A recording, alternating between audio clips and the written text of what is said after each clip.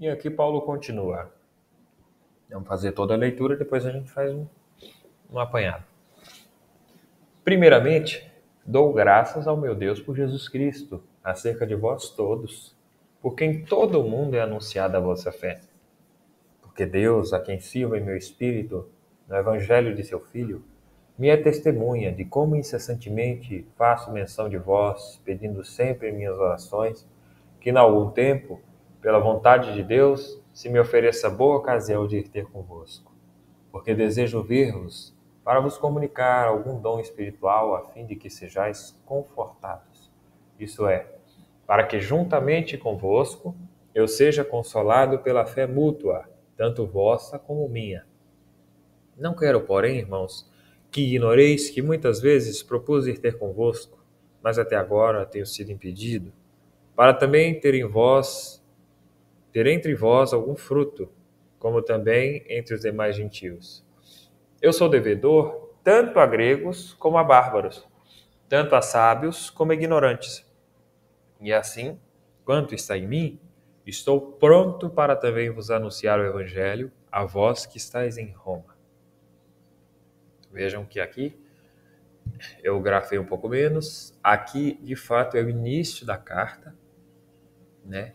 Aqui é quando Paulo já começa a conversar com ele diretamente. E ali já começa falando, né? Primeiramente, dou graças a Deus, porque em todo mundo é anunciada a vossa fé. E aí a gente pensa, no que consiste a nossa fé? Se hoje nós fôssemos questionados a respeito de nossa fé, o que nós diríamos? A fé na morte expiatória e ressurreição redentora de Cristo já havia chegado em Roma. E não sabemos quem que levou ela para lá. Qual que seria o motivo dessa pessoa levar a fé? Qual que seria o motivo dessa pessoa espalhar a fé? Porque digamos que ela recebeu ali, mas vai ficar para ela só? Não. A pessoa ela quis espalhar aquela fé. Ela quis espalhar aquela fé, e aquela fé que foi espalhada em Roma já estava sendo espalhada por todo mundo. Os romanos estavam sendo lembrados. Olha, os romanos estão firmes, tá? Vamos usar a nossa linguagem aqui. Os romanos estão firmes. Os romanos estão lutando junto conosco. E nós, irmãos? No que consiste a nossa fé? Se alguém chegar para nós hoje e perguntar da nossa fé, o que nós vamos falar? Fica aí a pergunta no ar para que todos possam meditar a respeito. Certo? A gente sabe, dando continuidade, que não foi Paulo que evangelizou aquele povo. E aí a gente não tem o nome de quem fez isso, não temos endereço, não temos referência alguma de quem foi o primeiro a mencionar Cristo em Roma. Mas o importante é que Cristo estava lá, anunciado e crido, tá? Por ser a capital do império, é só por Deus, irmãos, que a fé fosse prevalecer ali. Uma cidade idólatra, cheia de pecado, sem temor a Deus. E é assim que Deus faz. Deus chega nos lugares mais sombrios dessa terra para fazer sua luz resplandecer. Essa fé faz com que o homem que pensa ter alguma coisa seja esvaziado ao nada para que Cristo seja tudo nele. E Paulo continua. Porque Deus, a quem sirvo em meu espírito, quer dizer, a vida dele toda consistia em servir a Deus. No evangelho de seu Filho, me é testemunha de como incessantemente faço menção de vós, pedindo sempre em minhas orações que, em algum tempo, pela vontade de Deus, se me ofereça a boa ocasião de ter aí convosco. Grafei esse texto longo aqui, irmãos, para lembrar da ansiedade de Paulo de ver o que Deus havia feito nos romanos convertidos. Era imensa essa ansiedade. Ele queria muito ir ali. A gente, às vezes, né? Acontece com a gente. de querer muito ir visitar alguns irmãos por alguma obra que Deus fez, por uma conversão que Deus fez, aquela coisa assim inesperada. Santo Deus, o Senhor chamou fulano, fulana, meu parente, né? A gente tem isso. E Paulo, ele demonstrava um zelo pastoral, irmãos, para ver o trabalho que foi realizado por outro. Olha só, parceria ministerial. Ele não estava nem aí. Não foi eu que evangelizei. Ele poderia falar, não foi eu que evangelizei. Então vocês se viram para lá. Não. Eu quero ver, Paulo dizia, eu quero ver essa fé, eu quero ver que Deus abençoe o irmão ou a irmã que tomou essa iniciativa, louvado seja Deus. E aí a gente lembra que os apóstolos, na época ainda sem estarem convertidos, eles tentaram impedir um irmão que expulsava demônios em nome do Senhor Jesus apenas pelo fato de não estar andando com eles. Olha só, Jesus advertiu eles ali naquele tempo. Quem não é contra nós é por nós. O Senhor Jesus falou para eles. O Senhor Jesus, ele não tinha clubinho. O Senhor Jesus não tinha clubinho. O Senhor Jesus era todos que mencionassem o seu nome, todos que amassem o seu nome, tinham a graça distribuída para si e também tinha a graça de poder manifestar os santos dons de Deus. A salvação, ela está em Cristo. Como um recente ensinamento nosso, que foi publicado, a graça ela não é propriedade exclusiva da congregação cristã. A graça ela não é propriedade exclusiva de outra denominação. A graça está na mão de Cristo e Ele dá a quem Ele quer. Nós, na congregação, louvado seja Deus, nós temos a graça de Deus, mas não somos os únicos. Isso precisa ficar claro também no nosso pensamento. E Paulo, ele segue à risca esse ensinamento, irmãos.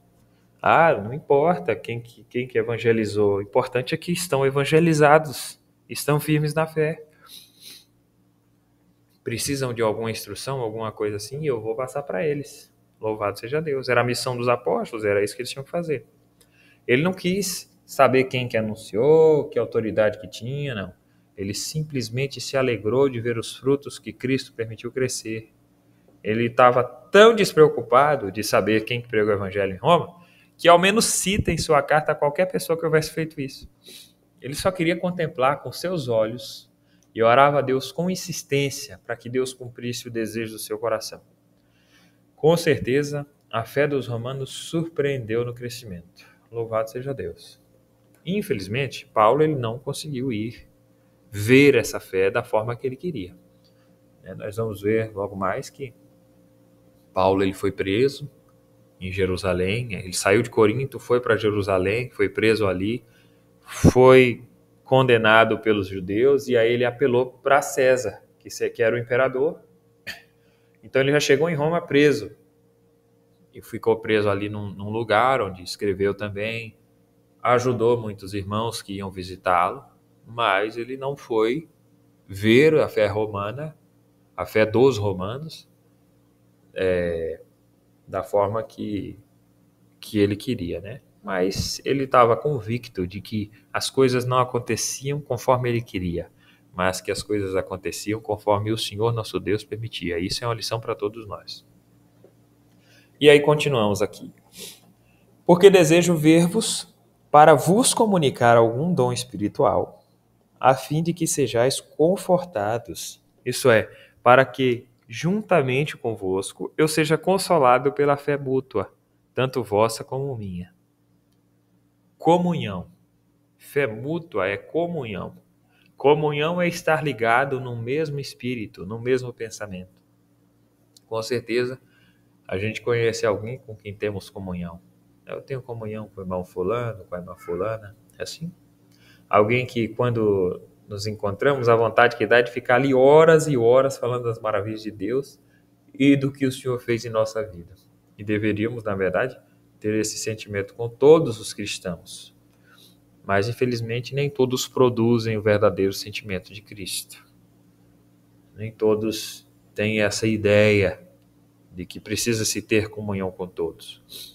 Então, precisamos tirar de dentro de nós toda disputa, toda contenda, toda inveja, toda ira e vivermos como a família de Jesus. Esse é o nosso objetivo. E aí Paulo fala aqui em dom espiritual, né?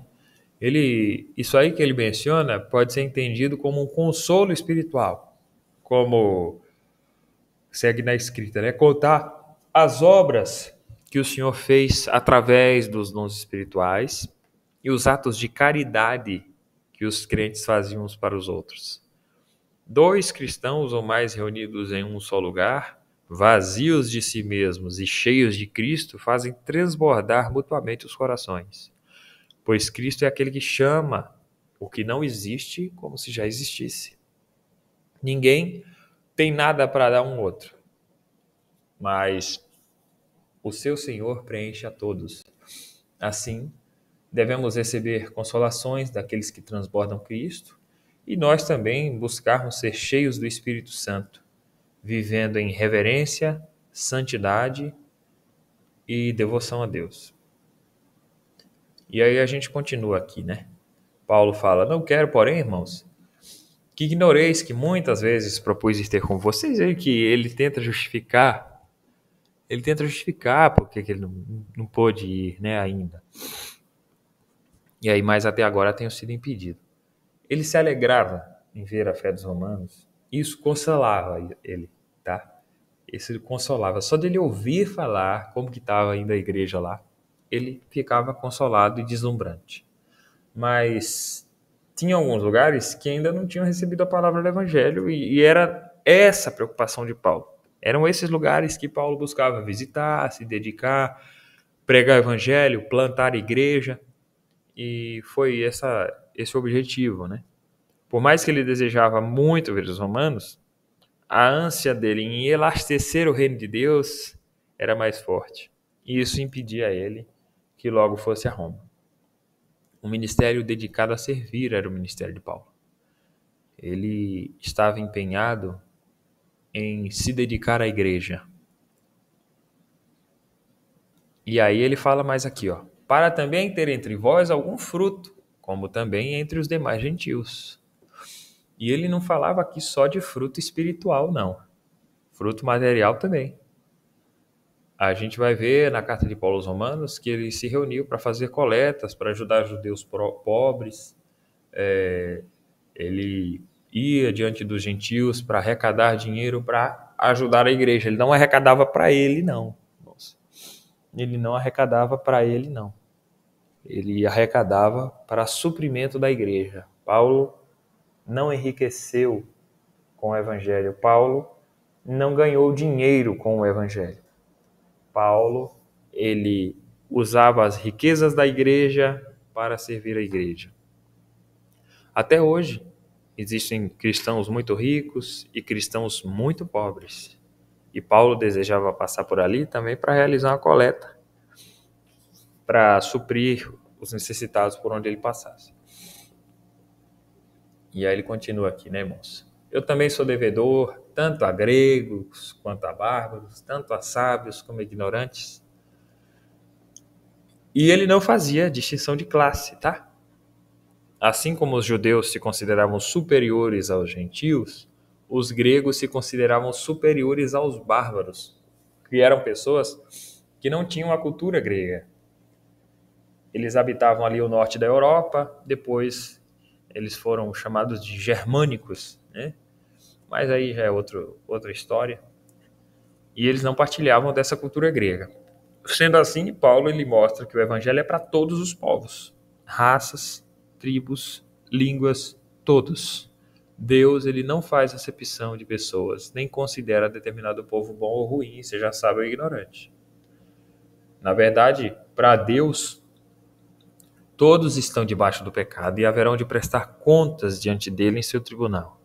A única forma de ser livre da culpa do pecado é descansando no sangue de Cristo, que nos lava de toda a nossa imundícia. Essa graça que é recebida através do verdadeiro arrependimento e confirmada na demonstração de uma nova vida na presença de Deus. E ele finaliza mais essa parte, né? E assim, quanto está em mim, estou pronto para também vos anunciar o Evangelho. A vós que estáis em Roma. Ele queria muito ir, moça. Ele queria muito ir a Roma. Mas Deus sabe de tudo.